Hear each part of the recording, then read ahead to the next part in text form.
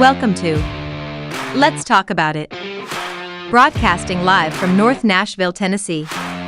North Nashville spans from Metro Center down to the border of Bicentennial Mall, including the neighborhoods of Bordeaux, Buena Vista, Parkwood Estates, Germantown, Haynes Manor, Jefferson Street, Fisk Park, Cumberland Gardens, Oak Valley, Enchanted Hill, and many others. It's perhaps best known for the 3 universities housed here, including Tennessee State University, Fisk University, and Meharry Medical College. The Tennessee Titans will begin construction on an expansion project at St. Thomas Sports Park, which will almost double its current footprint in Nashville's Metro Center neighborhood. The plan includes 60,000 square feet in additions, including a new building situated along one of the practice fields, and major renovation of spaces within the existing 75,000 square foot building. Now live from North Nashville, Dr. William Head. Let's talk about it.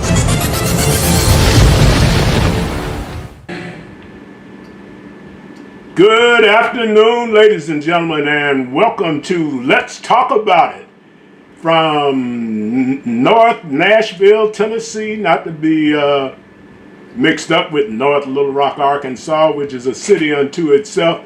North Nashville is the largest enclave of people of black people, African Americans, in the city, voters, and one of the most unnoticed places, neglected, never respected. So we are here to gain respect and do away with the neglect. First off, a hearty atta girl to the Coach Tarver of the Fisk University women's gymnastics team. Tuesday night was, as they used to say in old school Fiskites would say, a jubilee, as Fisk hosted the first ever gymnastics meet run by an HBCU. Of course, Fisk made history earlier this year, becoming the first HBCU to ever sponsor gymnastics, women's gymnastics. I won't say men's because I'm not sure. And they did a fabulous job. The production was well timed, well done. The lighting was great. We'll give a big thank you to Belmont University, as it was the site of the meet, and to Greenville University, who was the opposition. We say thank you very much for coming to Nashville, and we hope that you had a good time. Not only was it a great event, but the young ladies won the meet. It was a great night for Fisk University. Had a great crowd, had great responses, and it was as much fun as I've had at a Fisk University sports event ever.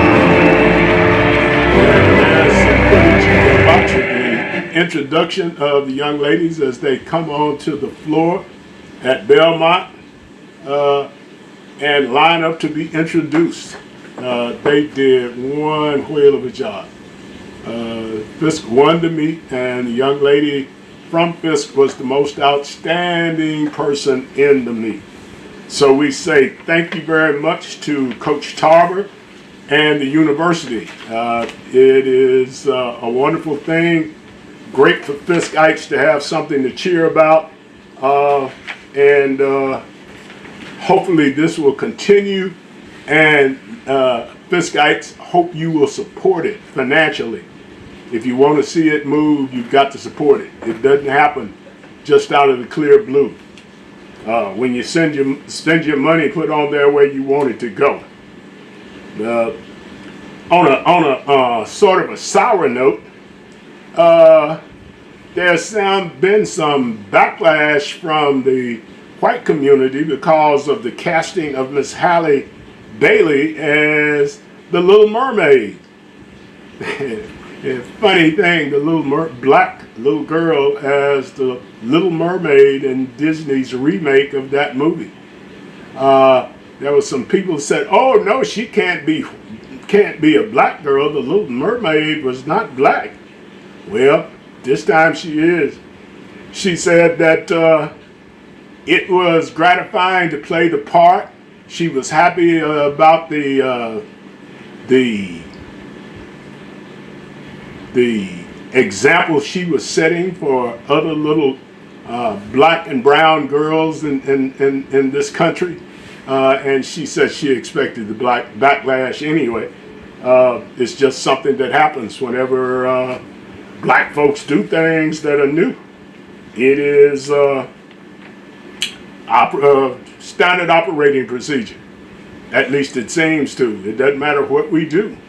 There's some fault to be found. Good for you, dear. Keep doing what you're doing. You Fisk folks who receive these what's happening at Fisk emails, you need to look at the last slide in the group, and where they talk about new students coming to Fisk, and the face of the university is sitting there. He looks a lot like General Carlton B. Fisk, the man who gave Fisk the ground upon which it sits, and his descendants have been great supporters of the university. He looks a lot like him, but he doesn't look like Charles Spurgeon Johnson, the first black president of Fisk University. So well. Teachers, do you believe that King Governor Bill is going to pay you some more money? If you do, I've got some oceanfront property in Arkansas I want to sell you. He's going to sell you a bill of goods that he's going to pay you more money. After calling you the dumbest folks in the country, and you went to the dumbest schools in the country, and he was going to bring a school from Michigan to teach you how to teach and what to teach and why to teach. All of a sudden that died in the water.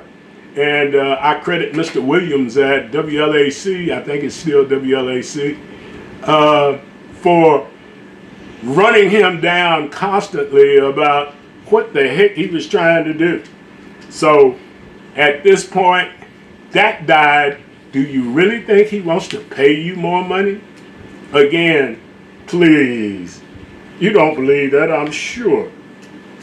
Greedflation is going on, and the greatest bloodsuckers in the world have decided that they're going to use their leverage again. You know who I'm talking about, big oil. All of a sudden there's a push by big oil to inflate the prices of oil because it's spring break time, and you know the children take off for Florida. Those who go to Florida, they take off for the Gulf Coast and go and find the warm waters of the Atlantic or the Gulf of Mexico. And of course, big oil says that's an opportunity for us to make more money. Wow, let's charge more for a gallon of gas. Not enough that we're breaking the country, bleeding the country dry. But, you know, bloodsuckers don't care. It's just another day at the old oil well. Our former Vice President, Mr. Pence, made a statement the other night that was a long time coming. He simply said that former President 45 was wrong. He endangered his life and the lives of all the congressmen and representatives in the building by telling a lie about the fact that he could change the result of the election by simply not taking the vote. Mr. Pence said that was not true, and that this man's morals are pretty low. Matter of fact, lower than anybody else's in the country. I think you folks who are still finding 45 is someone that is viable for the President of the United States may be something you need to think about. The best quarterback and running back in the league, in the NFL, Mr. Jackson, is not getting a whole lot of attention. I wonder why. It is certainly not about his playing. It's not about his competitive spirit. What could it be?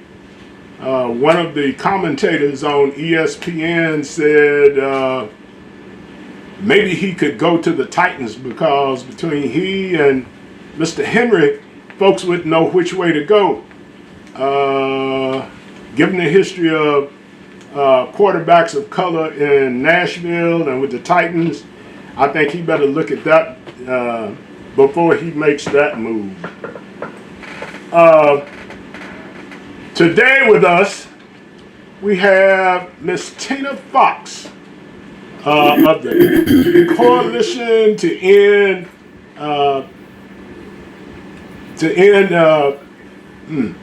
now I can't swallow. To end domestic violence and sexual violence. How are you, Miss Tina? I am doing well. Good afternoon to you, Dr. Head. Well, I'm glad you're doing well. I'm a little bushed. I'm running between my wife's placement in a rehabilitation center and home, and it is difficult. But thank you for being with us. We appreciate you being here. Tell us about domestic violence. What is domestic violence when you define it? Yes, so domestic violence is simply defined by two words, essentially, power and control. And so when we look at domestic violence, we know that it is a pattern of abusive behavior in any relationship.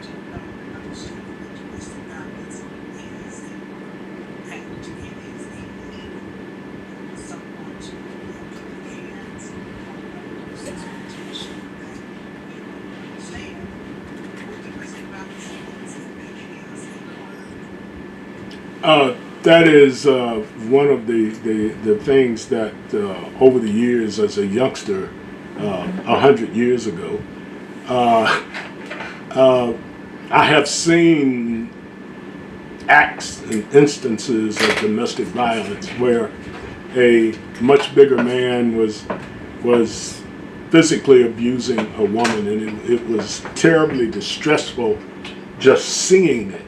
And the woman not being of any relation to me, but it was ugly, why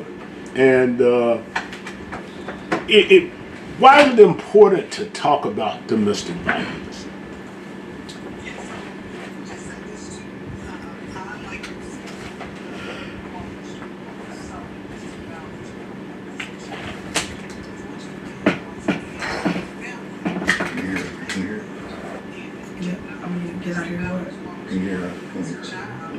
Check it out.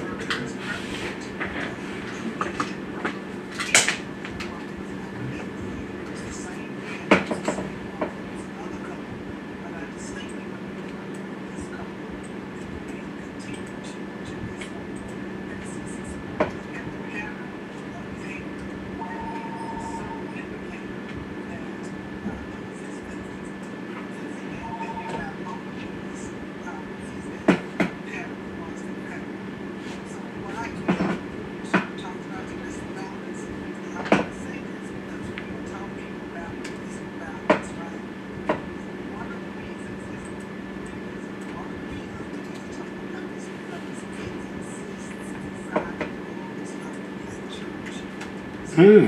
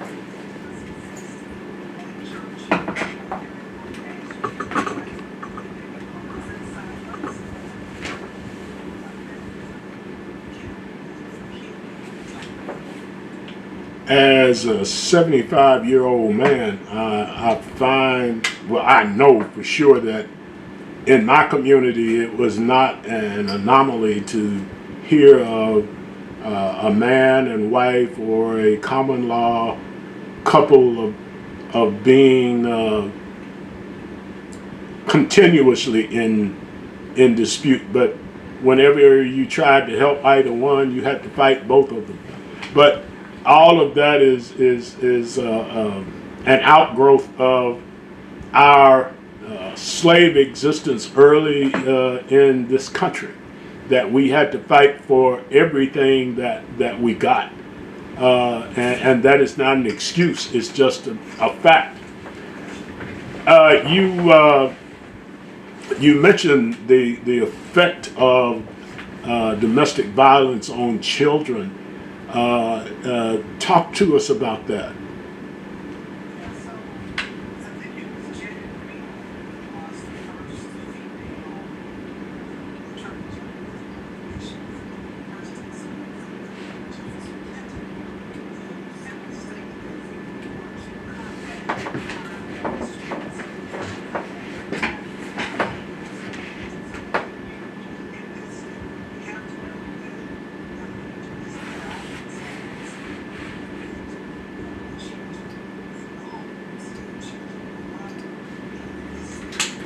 If I go out over there, if you can put me on the camera,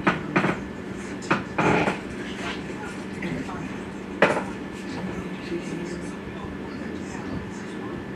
What? If I go over there, you better put me on the camera. No, because it's putting me on the camera. No, I'm just asking. Like, I want to go to the store and I got there. So I can go back just that way.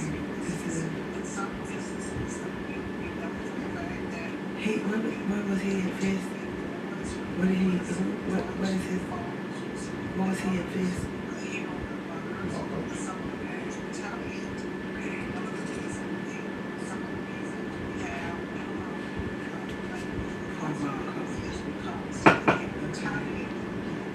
I know he's proud. Where are you streaming live? It's on YouTube.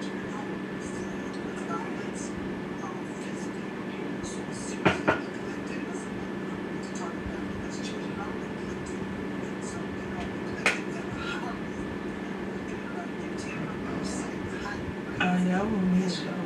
So this is his platform. What is it called? Talk about it. Let's talk about it.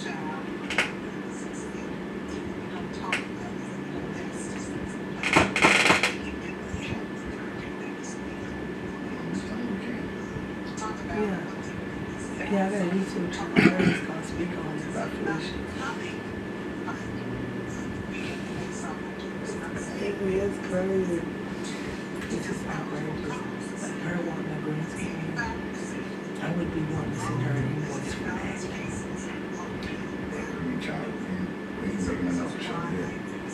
She just wanted to What? we're getting money for this What is the organization? the guy. Tennessee Coalition? She need to pay. She need to be doing something for her. She got some pay. She needs to that's all. I mean, not.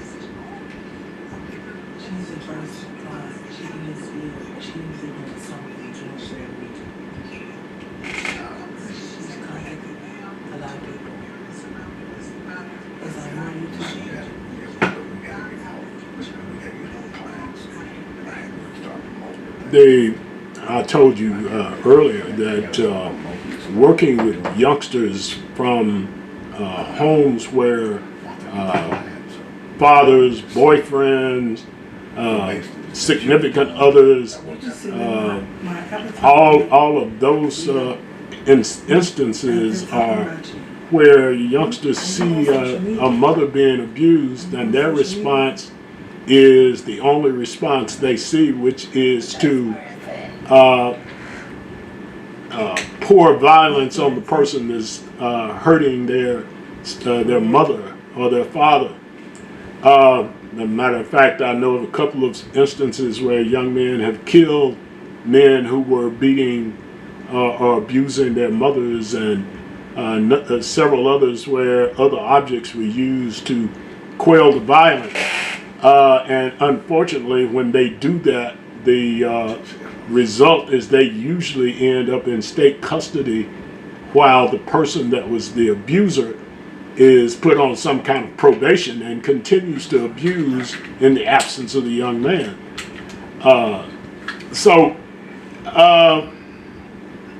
When we see youngsters in a household where abuse is going on, is there an avenue that would allow them to be moved from that situation, if necessary, and put into a nurturing situation rather than a cattle call situation?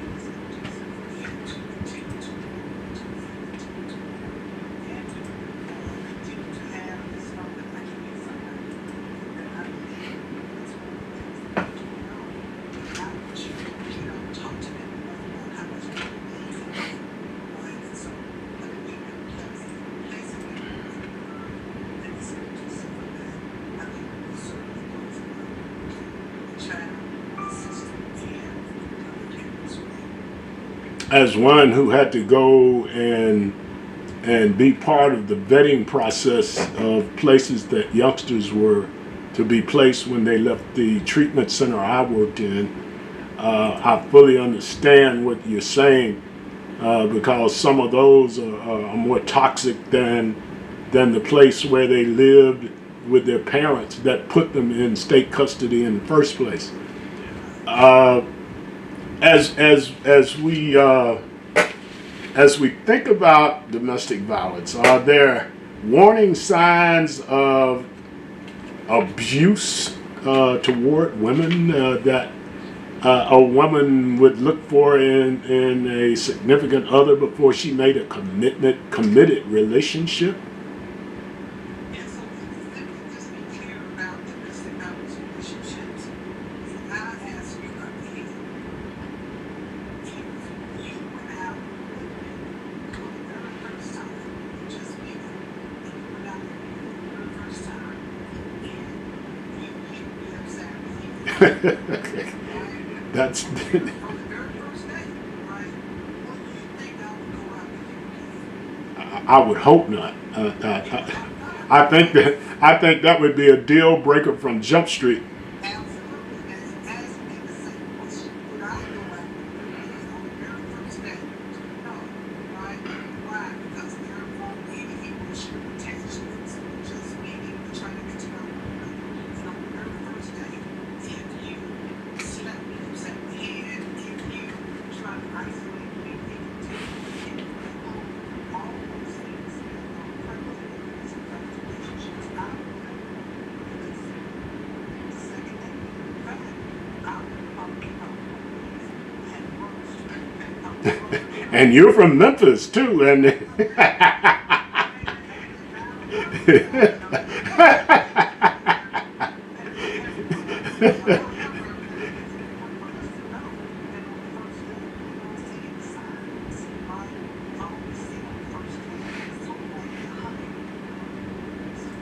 exactly.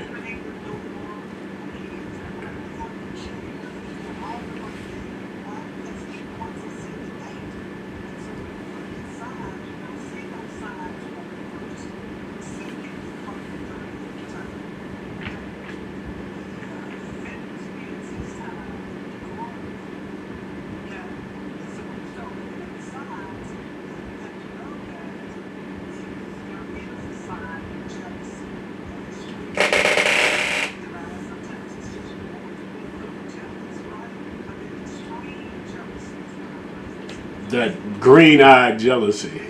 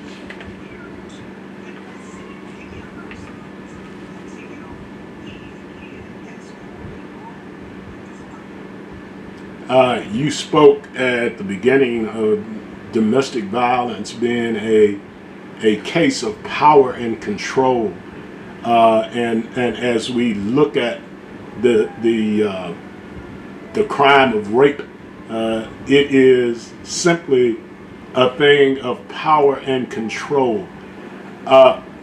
So we find a kinship there, and I think maybe the first warning sign with men is a thing of control. Why didn't you do what I told you to do? And the second one is laying hands on, not necessarily a punch or a shove, but squeezing your arm or squeezing your hand till it hurts. But all of that, is, like you said, is a part of the grooming of. Grooming is a very a very large part of sexual abusing children, placing them in a posture where they are amenable and afraid at the same time because of threats of violence. Does that fit into the domestic violence framework?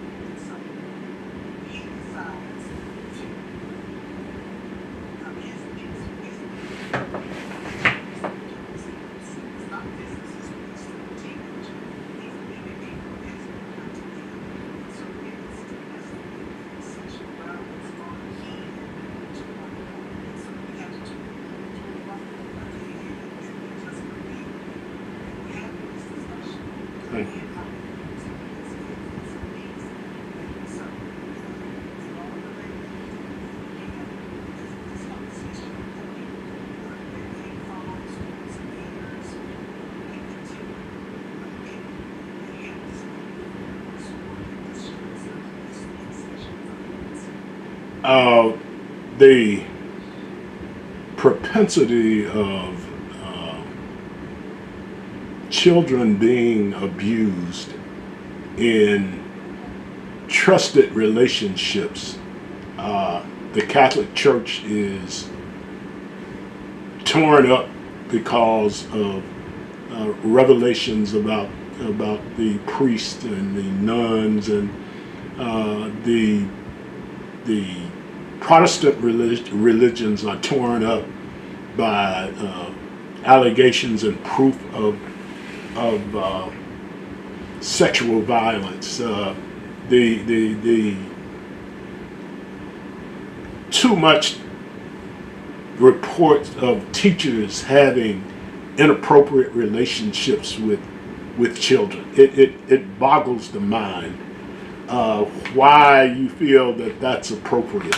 Or maybe you don't care whether it's appropriate. It's just something that is driven in you to do.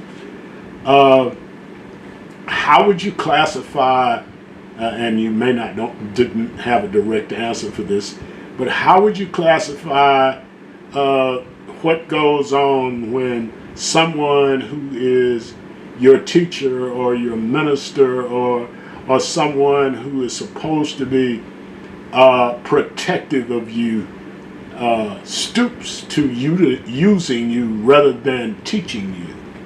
How do you classify that, or is there a classification?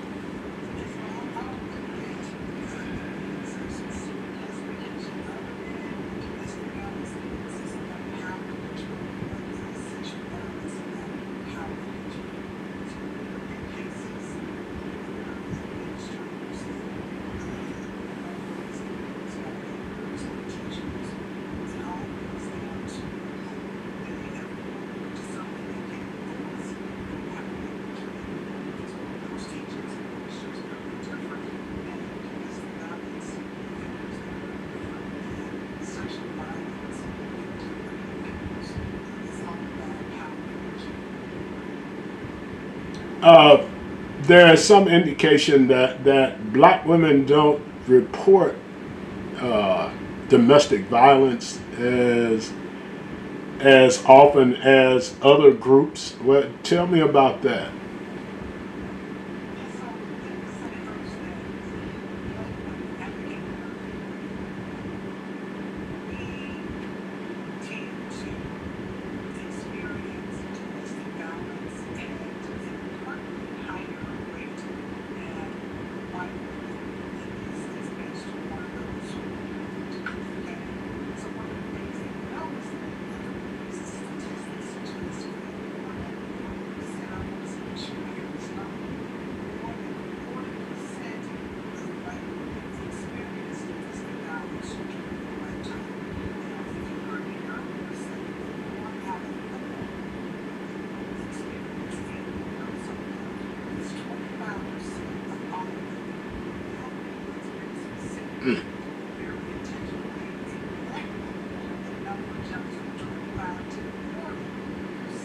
Wow.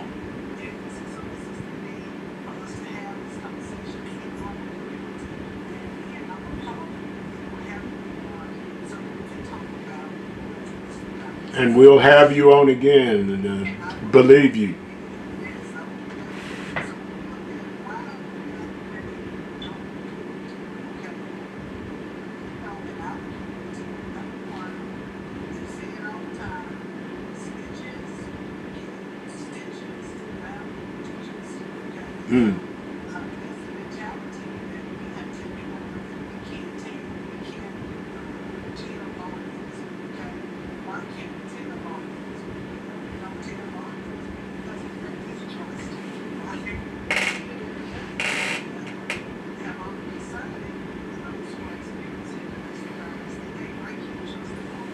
First of all, first and foremost.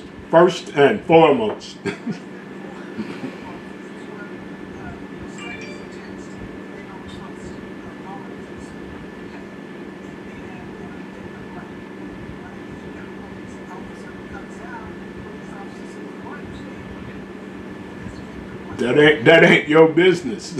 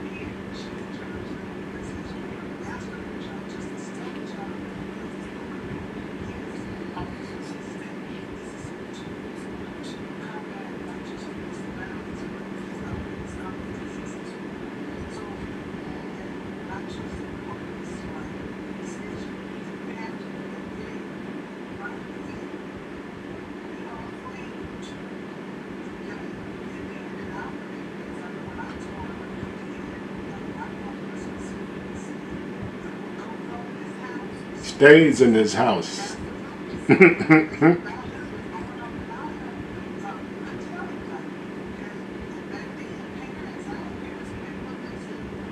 Absolutely.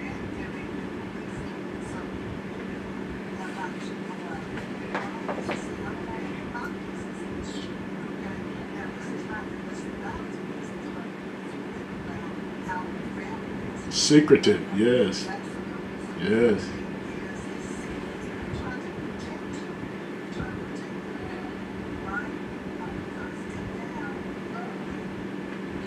And we know what's going to happen to them once they get out of our sight. Go right ahead.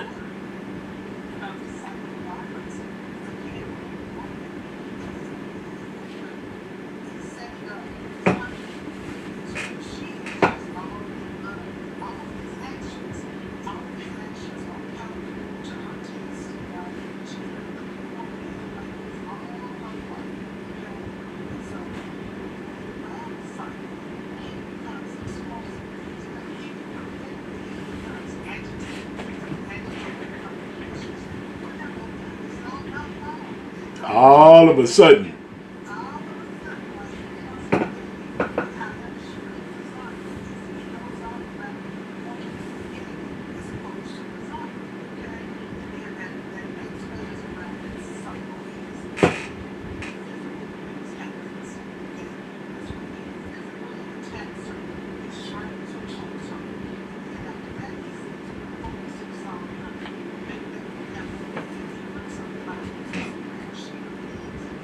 Yes, yes, yes. Keep preaching. Keep preaching.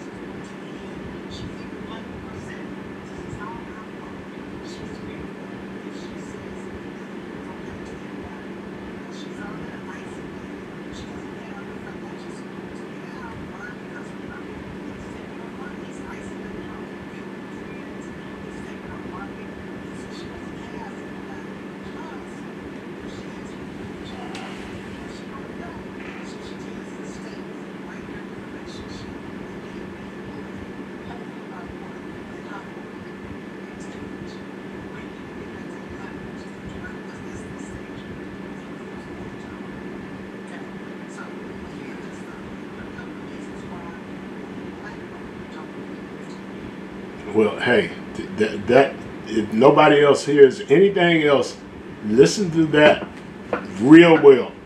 One of the things that I think is a positive thing is that if the police are called to a situation, they have to arrest somebody if it's domestic violence. If there is obviously someone who has been mistreated, beaten on, whatever, somebody's got to go to jail, and that is a good thing, because now the next time he or she decides they want to take out their anger on their significant other, there are some consequences for their actions, even if it's short term. And I find, and we'll get back to us as a people, I find that when white police come to those situations, they just feel like, well, this is just another case of two people fighting. They don't take it the same way as when they go to a place where the victim is a white woman. If they go to a place and a white woman has been hit, hurt, or some way otherwise abused, whoever it is going to jail. Before they made it mandatory that you take somebody away from that situation, at least for 24 hours, a black woman may have to go right back in the house with the same abuser that she called the police to get off of her. I find that to be completely without defense.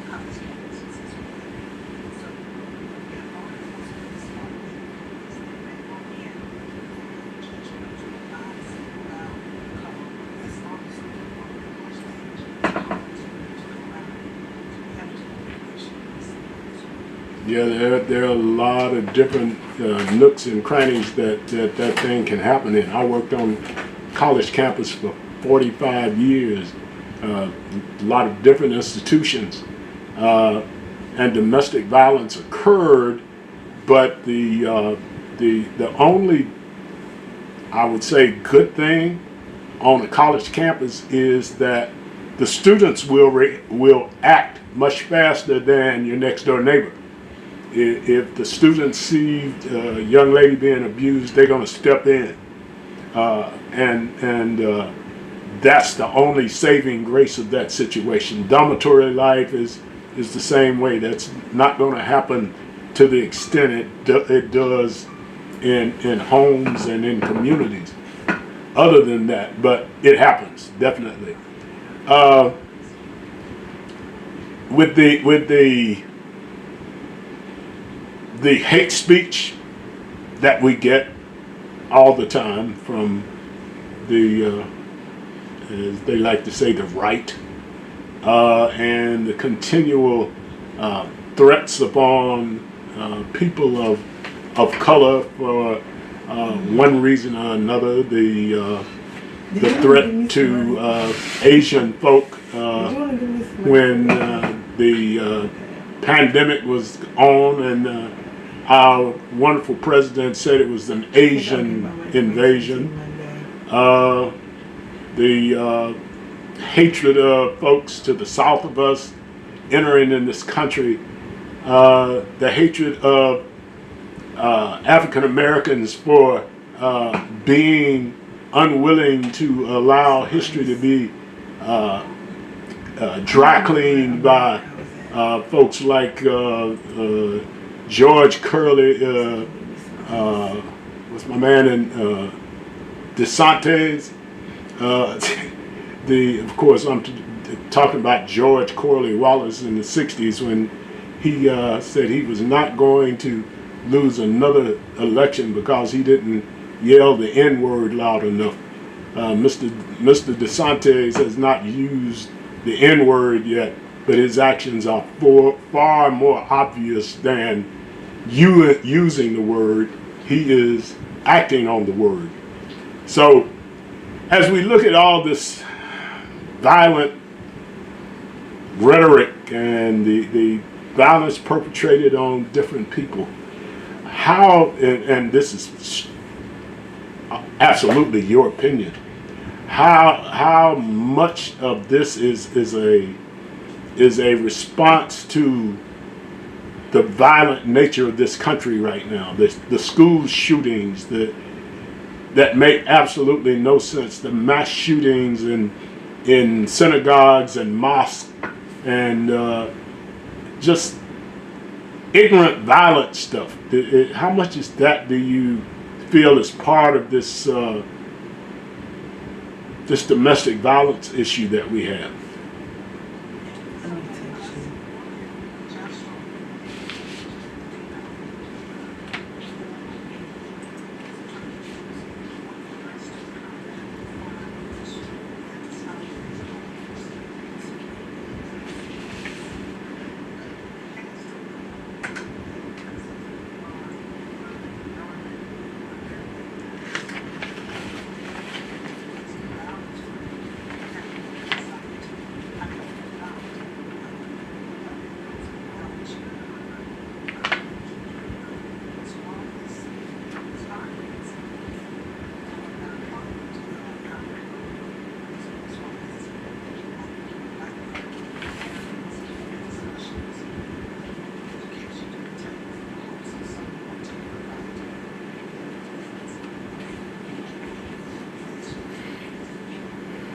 Yeah, it's really getting ugly. Last question, and we'll let you close out the interview with the answer to this. What do you tell a young lady who is, or a woman or a male, anybody who is in an abusive relationship? How do you explain to them how to get out of it, or to at least try to take charge of their lives so that they're not isolated and put upon by someone who obviously has no regard for them?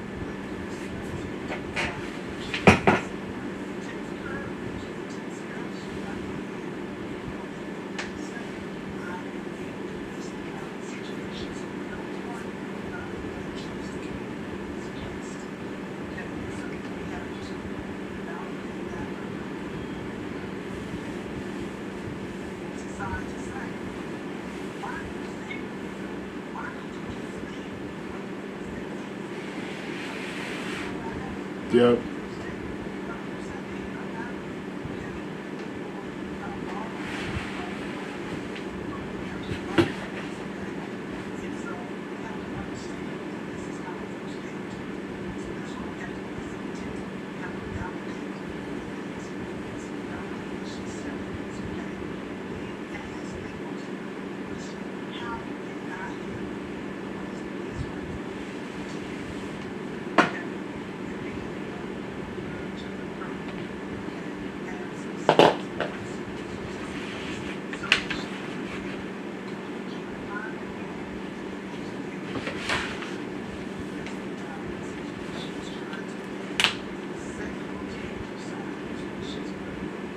Mm.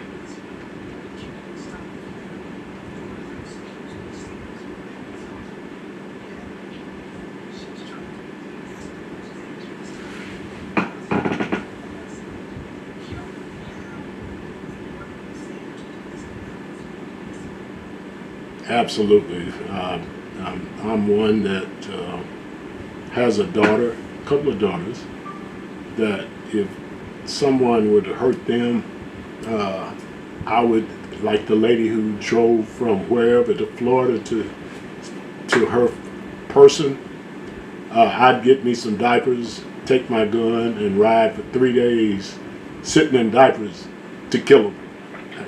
Excuse me. But that's where I am. Don't abuse my children, and don't abuse anybody else's child. So that, with that said, anybody that wants to criticize that, go right ahead. I ain't listening. If you see me, tell me you didn't like it, and I'll tell you very well. Good for you. It is. No, I know. It is not the answer, but it is a knee-jerk reaction, and maybe after I ride 1,000 miles, I'll calm down. But the first reaction is that. Tina, it has been delightful to talk to you. Although we were talking about a not so delightful subject, it was enlightening, if nothing else. So. Thank you very much, and I will close the show with my quote from the late, great Dr. Dale P. Andrews, former Dean of the School of Homiletics in the Vanderbilt School of Divinity, when he said, "I have more questions than answers, more problems than solutions. Of these I freely share. But I will back that up with a quote from one of my favorite preachers of the gospel, Reverend Robertson, at my church, Metropolitan Interdenominational Church, by saying, do not lose faith because stuff that makes no sense is happening around you. We invite you back next week to enjoy our discussion with our next guest. And I simply say thank you for watching the show as we move out of here. This has been Let's Talk About It, and I'm your host, William Head.